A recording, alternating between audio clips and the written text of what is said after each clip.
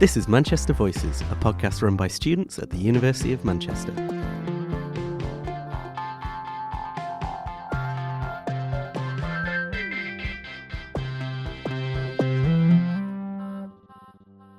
This is the Manchester Voices podcast, and we're going to be talking about the application process. My name is Yasmin.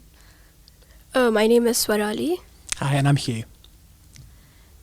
So just to go over some questions, one of the ones we got was, when you first started your UCAS application, what felt most daunting about it? Well, in my opinion, because I've come from a CBSE school, it's all really focused on academics.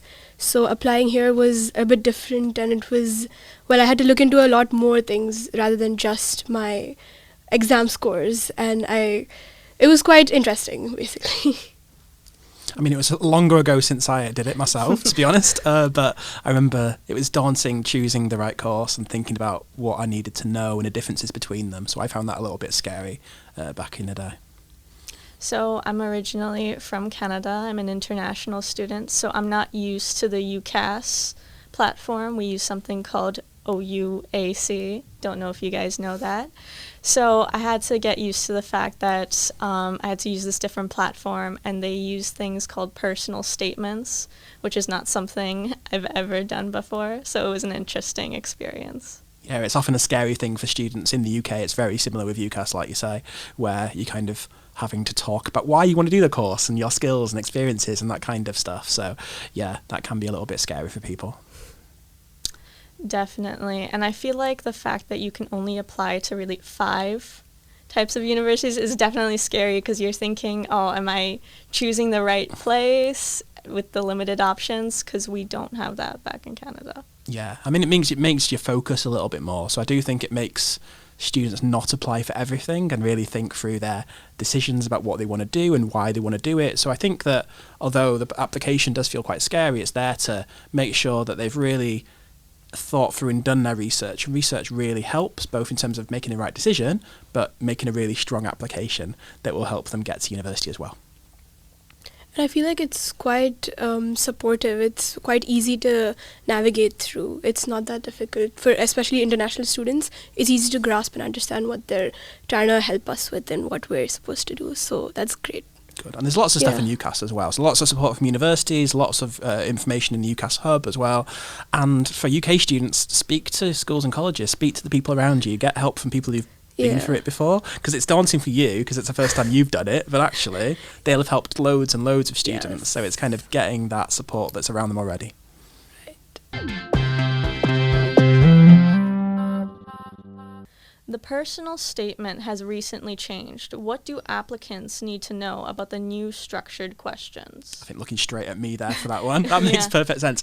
So, I mean, it hasn't actually changed that much in the way that we use it as a university. So it's going to be read as one big statement. It's just kind of being structured. So UCAS have put 3 questions in there to make sure that students really think through what to include. So it's kind of the same length as it's always been, so around 4,000 characters in total, but split into 3 questions. So the first question is, why do you want to do the course? So that's always something that we said should be part of it, because it's making you think through your motivations and what subject you want to do.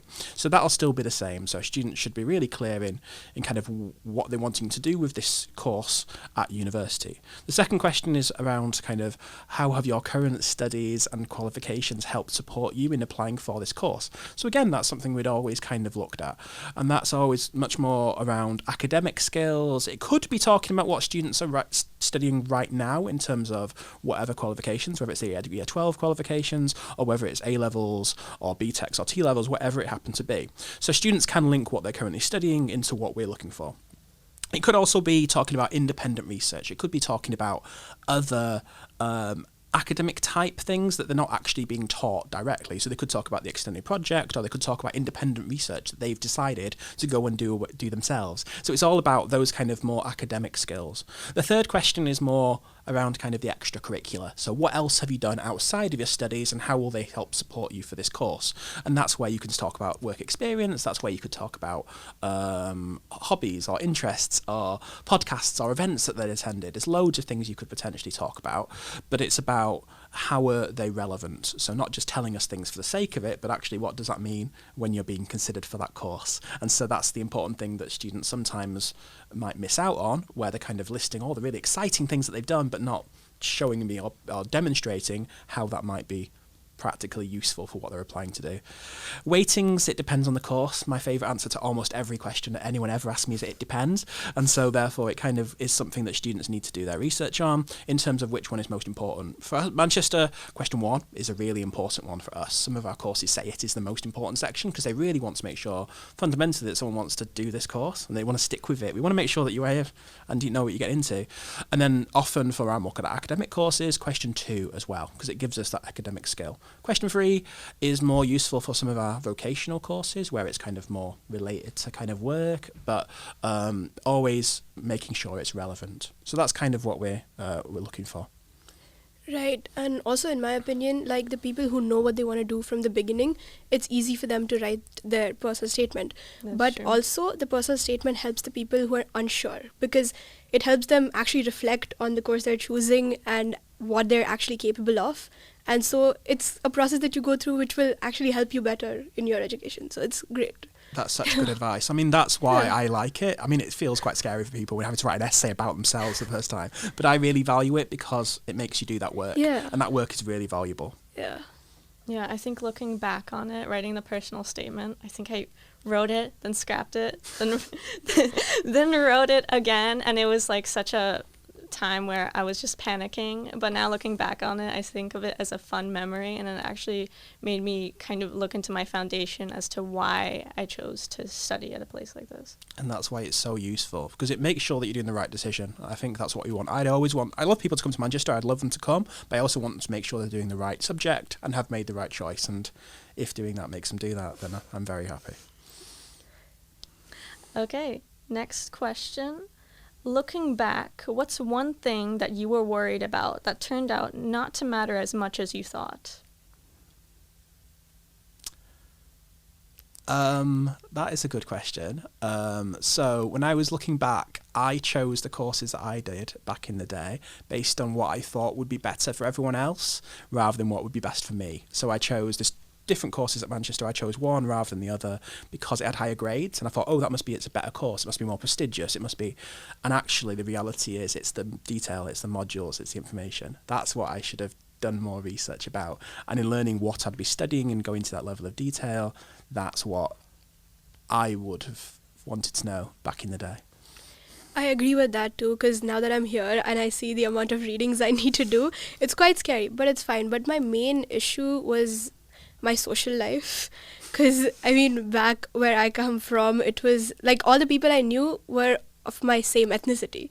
So like getting to know the different cultures and different people, I've met so many different types of people, and it's honestly helping me broaden my perspective on life. So it's great, but I was really worried.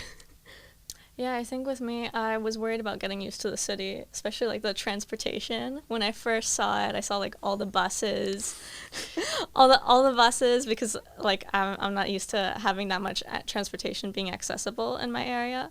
So I saw all the buses and I'm thinking, oh, I cannot get to my school campus building that easily. And I thought like getting to classes would be extremely difficult, but going through it now, I realized that it wasn't that big of a deal. I could have just asked someone or something, look through a map, and it would have been fine. It's that practicalities, it's that kind of day-to-day stuff that feels quite scary, particularly if you're living independently for the first time. It's how to cook, it's all the little things that feel really scary before you get here and then realise, actually, it's not that hard to do.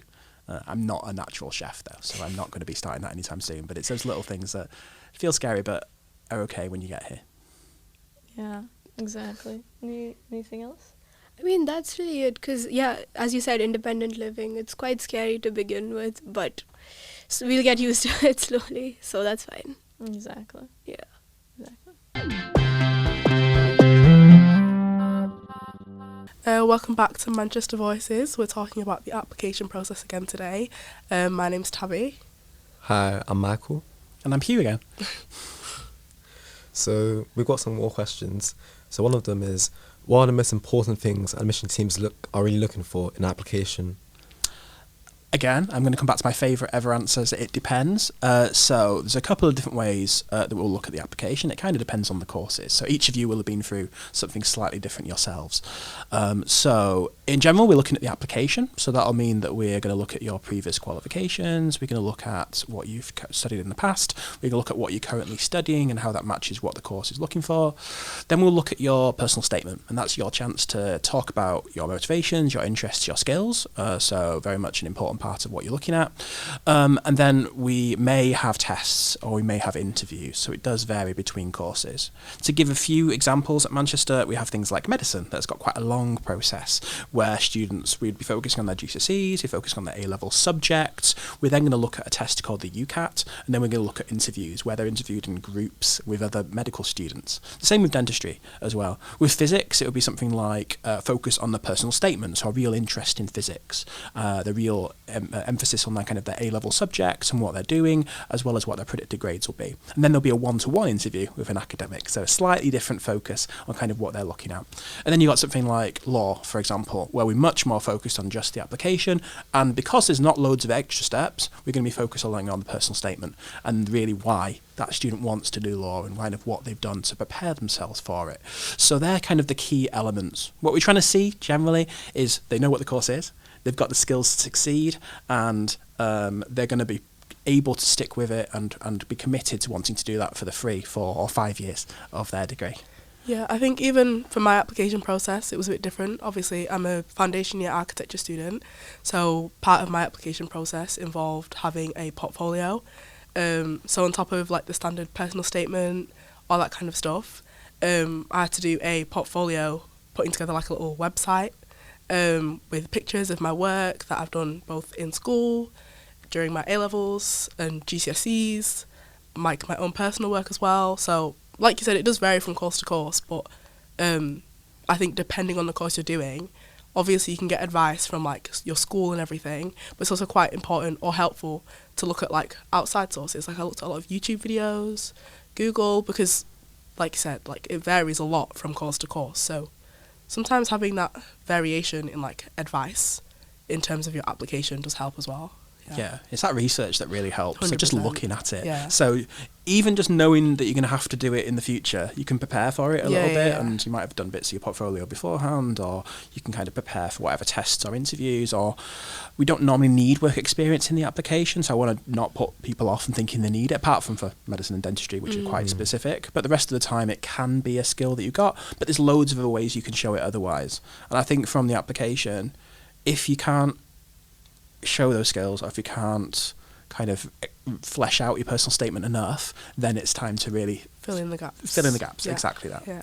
How about yourself? I study chemical engineering. I had to do an interview for my course. I thought it would be like really, really stressful, but honestly, the day of the interview, I think they really like ease you into it. Like they calm your nerves down. It's really chill. You do get asked some questions about the course, so why you want to study it, like what skills you have to like be a successful student, for example, and you ask like technical questions. So for me, I got asked something about a reactant system, but they guide you through the question, they help you like answer through, they go on your thought process. It's really, really chill. It's actually like, I enjoyed my interview a lot, if I'll be completely honest, but it's a really nice process. So how did your interview vary from like your personal statement, obviously? I feel like they kind of lead off your personal statement, so they use it as like a baseline of kind of what to ask you. So I mentioned a bit about like sustainable energy in my personal statement. They asked me like, oh, why am I interested in it, for example? So kind of just like, it feels like they guide you on what they want. Like they know what you do, so they really know what to ask already. So it's really nice. And they'll often base it on what, like you say, exactly what you said in terms of what you've done and told them. So the only thing we know is what's on your application, and that's your personal statement. So always reread it in advance, because you don't want to get to the interview and you've forgotten about that book that you've read or that thing that you'd said. Even because we're not going to trip you up. We're not trying to like scare you, but it's a little bit daunting for you sometimes in kind of not remembering everything that you've said. So always have a look through it before you do go to any interviews. But many of our courses don't, and we rely much more on the application itself. So it's definitely worth always doing that research. Definitely. Okay, another question we got was, what's next? What happens once someone submits their UCAS application? Oh, there's a long timeline of very exciting things that happen. So what will happen is we will receive it. So there's a couple of deadlines in the process. There's the October deadline, which is for medicine, dentistry, veterinary science, or for students who are applying for Oxford and Cambridge. Then there's a January deadline for everyone else, basically. And every application we receive by those dates, we treat the same. So we kind of treat it all... there's not a first come, first serve. It kind of all works together. And we'll consider applications at Manchester anyway as they come in. So as we receive the applications, we're going to look at them. So as I've mentioned, we'll look through the initial form. We'll kind of read through everything, read through your personal statement, and make an initial decision. That could be making a conditional offer straight away. So it could be, fantastic, we'd love you to come if you get certain grades, depending on what the course is. It could be that we will invite you to interview and you'll go through, like you did yourself, and go through the various steps from there. It could be that you're unsuccessful. There's various things that can happen. Once you've actually got that initial offer, you'll then have to decide where you want to go. So you start to do your decision making. So it depends on when you have got all your decisions by. So it'll either be May or June is when you have to have decided where's your top choice, your firm choice, the place you want to go, and when your insurance choice is. So where's your backup? And I always think of the insurance as a backup. So don't think, I want to go to Manchester, I want to go to Leeds, and I can't decide which is which. I'll put one as my firm, one as my insurance. No, you need to have a range of different universities that you're applying to so that you've got some comfortable ones, some that are a bit more aspirational, and some that are a bit of a backup. And it's good to have that range of different places. And that insurance choice should always be lower so that you have got somewhere that you can go. There's always options. So there's things like clearing if you decide to change your mind, either what your course is or if you want to kind of trade up or change universities. That's still an option down the road. But initially, you just need to have a good firm choice as your main place and then a backup as well. Yeah, I remember making that decision for my firm choice uni. That felt like a really heavy decision. Obviously, at that point you've already applied, but yeah, like you said, you have the backup choice and your firm choice. But in my head, I'm thinking, like. If I don't want to do the backup, like this is 100%. Like, obviously you've got the clearing and whatnot, but it felt like a lot of pressure to make that decision for the first choice. I took probably a bit too long to make that decision. There's never too long. It's fine, and that's the reason why they've got till that. That's why they give you like 6 months to do it generally. So you've got a good whack of time so that you can make a reasoned decision. Yeah, it does feel scary, like you say. It's a big commitment to whatever you're doing, but there's a get out of jail card. You've got options later on as well, so it should always reassure you a little bit. I completely agree with that. I remember, I think I got my offer from Manchester back in November, but all my other unis took like a really long time to reply. And I was just scared, is this really where I want to go? Do I need to think about this a lot more? So when I got all my responses, I just kept on panicking, what do I firm, what do I insure? Am I sure I'm going to really enjoy this or not? But honestly, you need to take your time with it. You don't need to stress as much. Obviously it's important what you choose, but there's always other options. Like you said, there's clearing and other methods, so it's fine. Yeah, we'll offer things like offer holder days, and it depends on the course again. Sorry, we have 400 courses here at Manchester, so it does have a bit of variety.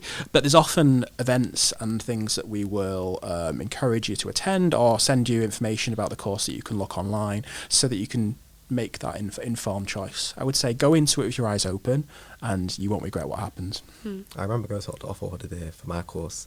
I think that's what really pushed me to want to come here. your choice. Yeah. Yeah.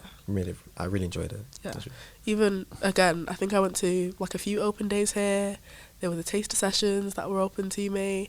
And like I said, YouTube is my holy grail.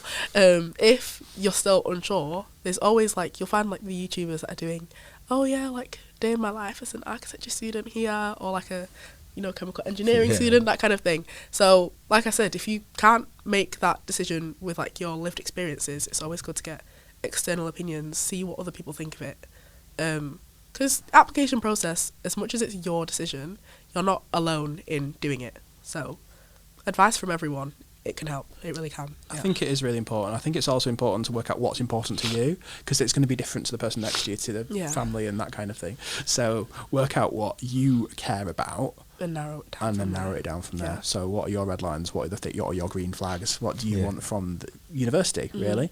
And that might help you decide what are good choices for you. Yeah, 100%. Yeah. So we've got one more question. So what's one piece of advice you'd give to someone about to start an application to Manchester? Do you want to- Advice about applications. Breathe. Seriously, breathe. Less pressure on yourself. I remember when I started college, like, as soon as I started, people were already thinking about, okay, now I need to do all these extracurriculars to put on my application that they're doing in, like, January. Like, obviously they're due in January, but you've got more time than you think you do. Obviously, those 2 years in college fly by, they really do, but we've discussed so many backup options, there's so much guidance, there's so much help, so just breathe. Like, it's actually okay. And like you said, if you're unsure, there's so many ways to become sure. And even sometimes people start the courses in uni, sometimes also still feeling unsure. Like, they start, you feel out, you've got a few weeks to feel out, you can always talk to staff to help you, all those things. That's pretty general advice. In terms of specific to Manchester, I'd always say visit. It's a very easy to travel around city, so you can always visit both to see what student life is like, you can always visit to see what the actual course is like, because it's a very easy to navigate place, so I'd always recommend that. Yeah. What about yourself? So, okay, please check the modules, because they differ between uni so much. Like, one uni could do modules that you'd hate so much, another uni could just do modules that, oh, this seems fine, let me just do that instead. Talk to your friends about, like, your personal statement, because they can, like, give you so much advice and different perspectives about everything. Like, even if they don't study the same course as you, they can give you so much advice on how to, like, phrase it better or what you can include. Extracurriculars, you do need to stress about them a bit, but you can take your time with them. There's so much things you can do, like, in person or online. Like Spring Pod, for example, they offer so much, like, things you can do to help with your personal statement. It's really useful. Like, just anything online, there's a wealth of things you can do. But I also think, building on the extracurriculars topic, if you already kind of know what kind of path you want to go down, I've always known that I wanted to do architecture, then interest comes naturally. Like, don't put pressure on yourself. Obviously, like we said, fill in those gaps where necessary. But when I was doing my personal statement, I was like, oh, all these people have done, like, work experience, they've visited architecture firms and all these things. Like, I don't know any architects, I've not done any of that, am I falling behind? But like I said, because I've always been interested in that naturally, I found, wait, I go to art galleries anyway. Like, I already know a few architects because I have that natural interest. I've already watched a few documentaries. So if you already are passionate about the course that you know you want to do, you may find that you actually have more to talk about than you think you do. In my personal statement, there were a few more requirements than the standard. So they wanted us to talk about, obviously, why we wanted to do it, etc. But they wanted us to do, like, course-specific requirements. So you had to mention an architect. You had to talk about a building that you wanted to visit, and other requirements that were course-specific. And I was like, what do I actually talk about in that? Like, I don't know what I'm doing. Then I actually sat back, I breathed, and I realised, like, I watched a documentary that mentioned an architect that I thought was kind of cool. And I remember that one time when I went to town and I saw a building, and I thought that was kind of cool too. I wonder what it looks like on the inside. Like, I think the pressure of thinking that, like, there's a lot of requirements to meet, the pressure made me feel like I had a lot of gaps to fill.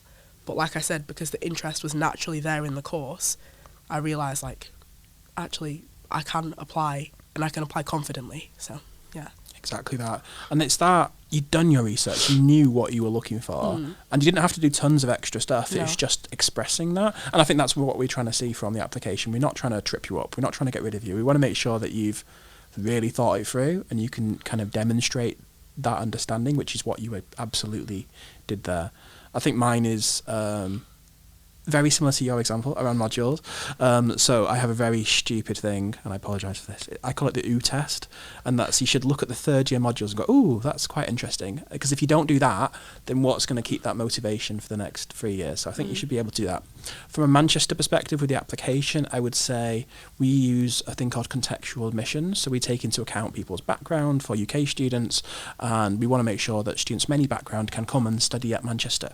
So look at how your application is going to be considered. We have our contextual grades, which are often lower than the standard grades, and I would always encourage students to see if they would be eligible for those, because it might be that we make a lower offer. It could also be that we take into account and are more flexible with their personal statement or their UCAS score. There's a range of different things that we do. So I'd always encourage students to, it may not count, it doesn't for a lot of students, but for many students it will make a difference. And so just make that part of your research process and looking to see how you would be considered as an individual as well. Don't make assumptions about the eligibility, always. Absolutely. Always, never. Because even, I remember me and my friends were all checking like, oh, like, I'm a bit worried about the grade boundaries for this and this, but you could be eligible. Always check. Yeah. And don't assume it's one is all same as other universities, because we all look at It slightly really different varies. things. Yeah. So many different places. Even from course to course, it can vary. Yeah, 100%. Take your time with it. Just take it slow. Take it one bit at a time. You'll get through it. And everyone's there with you doing it. So just work with friends if you need to, and talk to anybody about it. But you'll get through it. Yeah.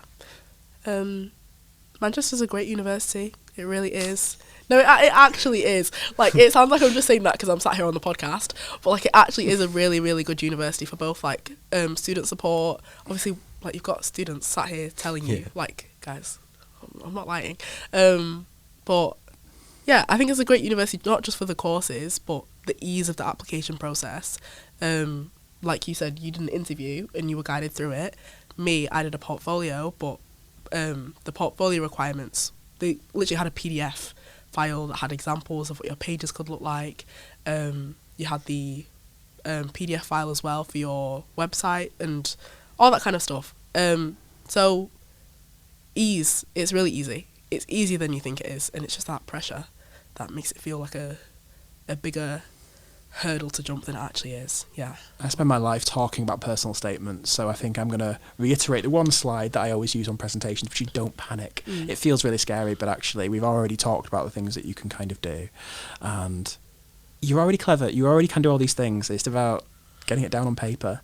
And at some point you have to just submit it. You can spend your life tweaking it and amending it and drafting it. And at some point it'll just go and it'll be sorted. And the more you can do in year 12, the more you can do in the first year of college, the more you can do to kind of do that research, the better, so that you're 13, getting those results, focusing on your studies can be and making that final decision about where you want to go is quite helpful. So that's all I would say is the more you can do a little bit earlier, the more you can kind of not have to worry about doing that bit of research when you're actually focusing on getting the grades that we're asking for. Yeah. Okay, well, I think that's all for questions. Again, I'm Tabby. I'm Michael. And I'm Hugh.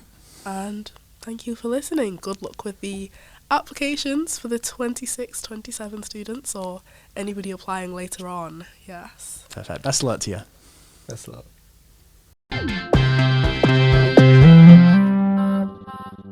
If you've got a topic you want us to discuss, drop us a message on Instagram at officialuom and mention Manchester Voices.